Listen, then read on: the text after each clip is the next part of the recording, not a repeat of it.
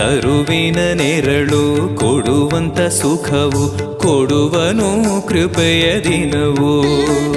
ಸ್ಥಿರ ಇರುವ ಮನ ಎನಗಿರಲಿ ಶರಣಾಗತಿ ಎಂದು ಬರಲಿ. ಭಗವಂತನ ಪ್ರಿಯ ಮಗನಿವನ ಸಾರಿ ಬದುಕು ಇರಲಿ.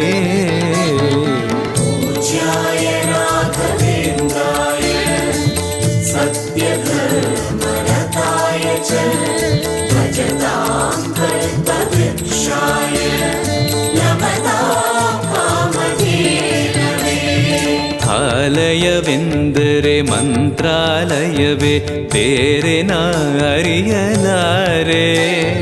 ರಾಜನು ಎಂದರೆ ಶ್ರೀ ಗುರುರಾಜನೇ ಮತ್ತು ನಾ ತಿಳಿಯಲಾರೆ.